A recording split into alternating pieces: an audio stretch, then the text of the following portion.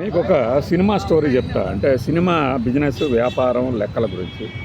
ఆ cinema budget 55 కోట్ల నుంచి 60 కోట్లు అని చెప్పారు. ఫైన్.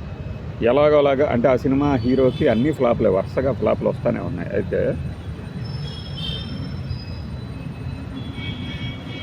ఆ 55 కోట్ల బడ్జెట్ సినిమా పూర్తయింది. వీళ్ళు తెలివిగా ఏం చేశారంటే, మామూలుగా 55 కోట్ల సినిమాని అలానే గనక ఆ బడ్జెట్తోనే బిజినెస్ కనుక జరిపితే కలెక్షన్స్ కనీసం 61 కోట్లు వస్తే, ఇంకా మాట్లాడాలంటే 65 కోట్లు వస్తే కానీ షేర్ ఆ సినిమా హిట్ కింద లెక్క కాదు. కానీ మన హీరోకి రోజు రోజుకి మార్కెట్ డౌన్ అవుతూ ఉంది. ఏం చేయాలి?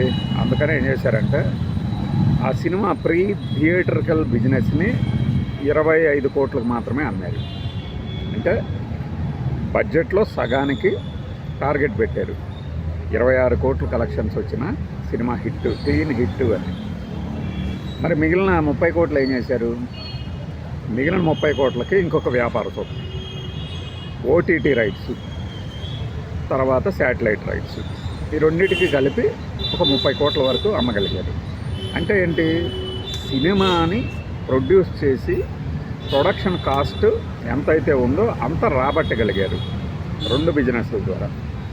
కానీ ఇక్కడ ఈ బడ్జెట్ని యాజ్ ఇట్ ఈజ్గా థియేటర్లో కనుక రిలీజ్ చేస్తే, అంటే 55 కోట్ల బడ్జెట్తోనే కనుక రిలీజ్ చేస్తే ఆ సినిమా డిజాస్టర్గా మిగిలి ఉండేది. ఈ రోజున ఒక వారం తిరిగేసరికి 30 కోట్ల షేర్ వరకు వసూలు చేసింది. సో బిజినెస్ ఏదైతే చేశారో ఆ బిజినెస్కి మించి లాభాలు వచ్చినాయి. తక్కువ రేటుకి అమ్మారు కాబట్టి ఎక్కువ లాభాలు వచ్చినాయి. సినిమా హిట్ అంటారు, కానీ పెట్టిన బడ్జెట్కి థియేటర్లలో వసూలు చేసిందా? వసూలు చేయాల. ప్రొడ్యూసరు ఒక స్ట్రాటజీ ప్రకారం అమ్మగలిగాడు కాబట్టి ఆ సినిమాకి అది లాభం తీసుకొచ్చింది ప్రొడ్యూసర్కి అని మాట్లాడుకోగలుగుతున్నారు. అలానే బయ్యర్లు కూడా ఆ సినిమా బడ్జెట్తో సంబంధం లేకుండా ఎంత కొనుక్కున్నారు, మాకు లాభం వచ్చిందా లేదా చూశారు. లాభం వచ్చింది. సో ఎవరికి నష్టం లేదు. కానీ నష్టం ఎవరికయ్యా అంటే, ఈ 55 కోట్ల బడ్జెట్లో 9 కోట్ల హీరోకి రెమ్యునరేషన్ ఇచ్చారే, రెమ్యునరేషన్ కేటాయించారే, రేపొద్దున ఆ హీరో నాకు 10 కోట్లు కావాలంటాడు, 11 కోట్లు కావాలంటాడు.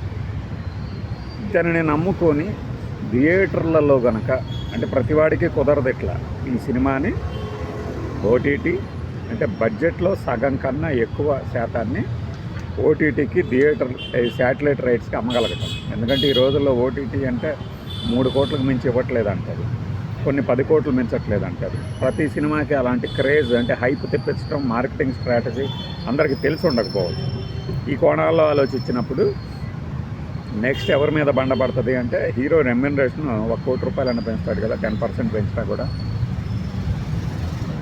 అదే ఎలా వర్కౌట్ అవుతుంది? దట్టు అతని సొంత బ్యానర్ మీద తీసి అతని రెమ్యునరేషన్ ఇంత అని ఫిక్స్ చేశారు. చూసారా? తెలివిగా మార్కెటింగ్ స్ట్రాటజీ ద్వారా అతని రేంజ్ని, మార్కెట్ని పెంచడం, ఒక హిట్ వచ్చిందని చెప్పడం, ఈ సినిమా లెక్కల తాలూకు సూత్రం. కానీ ఈ లెక్కలు మీకు నాకే కాదు, ఇండస్ట్రీ వాళ్ళకు కూడా తెలుస్తాయి కదా. అందుకని అంత రెమ్యునరేషన్ నీ మీద మేము పెట్టలేం బాబు అంటారు, డైరెక్ట్గా అనకుండా. ఇలా ముందు ఓటీటీ రైట్స్ కనుక అమ్మగలిగితే అప్పుడు మనం చేద్దాము. అలా ప్రొడ్యూసర్లతో మార్కెటింగ్ స్ట్రాటజీ. అంటే ప్రేక్షకుల సంగతి పక్కన పెట్టండి, బయ్యర్ల సంగతి పక్కన పెట్టండి. మన ప్రోడక్ట్ ఒకటి తయారు చేసి ఆ ప్రోడక్ట్ని వీలైనంత లాభానికి ఎలా అమ్ముదాము అనేదో చూస్తారు. అంతేగాని ఆ ప్రోడక్ట్లో నిజంగా కంటెంట్ ఉంటే 55 కోట్లు కాదు, 100 కోట్లు పెట్టినా కూడా వచ్చేస్తుంది. బట్ మన రేంజ్ పెరగట్లేదు.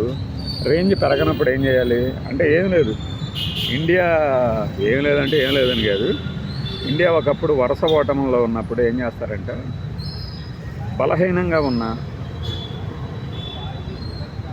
కొన్ని క్రికెట్ టీముల మీదకి, బలహీనంగా కనిపించిన కొన్ని క్రికెట్ టీముల మీదకి టూర్లకు వెళ్తాయి. ఒక 3 టెస్ట్ సిరీస్లు, ఒక 5 వన్డేలు, అలా వాటి మీద గెలిచి, చూసారా మళ్ళీ మేము గెలుపు బాట పట్టించాము, మాకు క్రేజ్ వచ్చిందని ఒక హైప్ మీరు క్రికెట్ సిరీస్లు కనుక గమనిస్తే ఇండియా ఎప్పుడు ఘోరంగా పరాజయాలు పోతున్నా ఆ తర్వాత అవలంబించిన స్ట్రాటజీ ఇదే కనిపిస్తుంది. 91 నుంచి చూస్తున్నాం మేము. ఆ కోణంలో చూసినప్పుడు ఇక్కడ సినిమాలు కూడా ఏంటంటే, నువ్వు బడ్జెట్ భారీగా పెట్టావని బయట ప్రచారం చేయాలి, అంత భారీగా పెట్టిన బడ్జెట్ సూపర్ సక్సెస్ అయిందని ప్రచారం కావాలి. సో ఇప్పుడు ఇతని బడ్జెట్ పెరగాలి అంటే ఇతని రెమ్యునరేషన్ పరంగా సినిమా హిట్ కొట్టాడు అనిపించుకోవాలి. ఈ సూత్రం పనిచేసింది ఇక్కడ. బట్ బయ్యర్లు ఉంటారే, నెక్స్ట్ సినిమాకి ఇంత బడ్జెట్ సినిమా కూడా హిట్ అన్నారు, మళ్ళీ ఈ సినిమాని రేట్లు కాస్త కూస్త మనకు అందుబాటులో ఉన్నాయి, గత సినిమా కంటే ఒక 2-3 కోట్లే ఎక్కువ అనిపించి వాళ్ళ చేత కొనిపించే ప్రయత్నం చేస్తారు. ప్రతి వాళ్ళకి ఇట్లా మార్కెటింగ్ స్ట్రాటజీ కుదరదు. అందుకనే ఆ భారం ఎవరి మీద పడుతుందయ్యా అంటే బయ్యర్ల మీద, డిస్ట్రిబ్యూటర్ల మీద.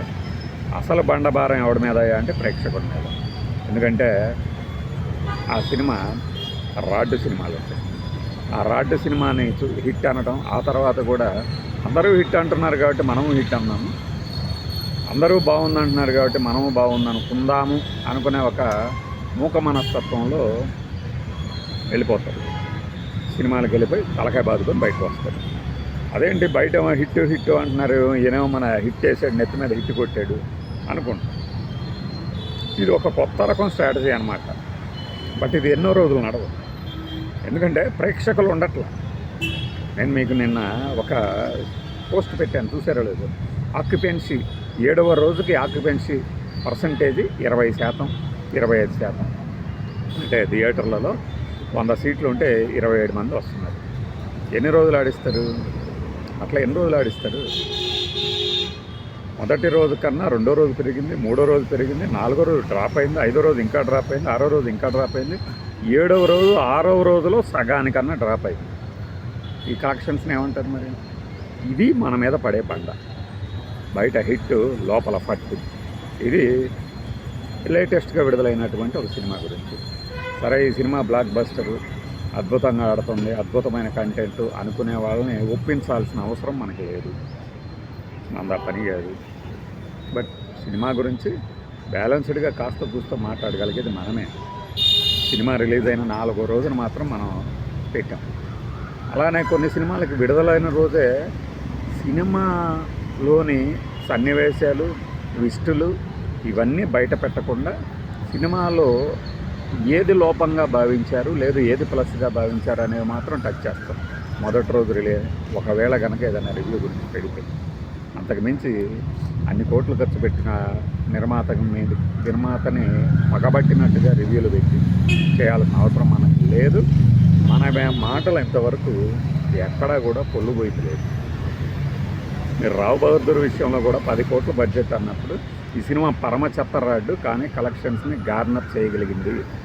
సేఫ్ అయ్యాడు నిర్మాత, బయ్యర్లు కూడా సేఫ్ అయ్యారు. ఎలా అంటే ఇదే స్ట్రాటజీ. తక్కువ బడ్జెట్ కావడంతో, దానికి హైప్ ఎక్కువ తీసుకురావడంతో ఈ 4-5 రోజులు భరించగలిగే వాళ్ళు భరించి, ఎందుకు బాగాలేదు అని చూడగలిగే వాళ్ళు చూసి బయటికి రావడంతోనే వాళ్ళ బడ్జెట్ సేఫ్ అవ్వగలిగారు. ఇది లో బడ్జెట్లో తీయగలిగితే వచ్చే లాభం. ప్రేక్షకుడు కూడా ఏముంది, ప్రేక్షకుడు కూడా ఏమనుకుంటాడు, ఒకసారి చూస్తాము, బాగాలేదంటే బాగాలేదని బాధపడతాడు అంతే. కానీ ఇలా 10 రోజులు 15 రోజులు ఆడితే కానీ కలెక్షన్స్ రాలేక వచ్చిన సినిమా రాడ్ అయితే అది ఇక వర్ణనాతీతమైన బాధలు.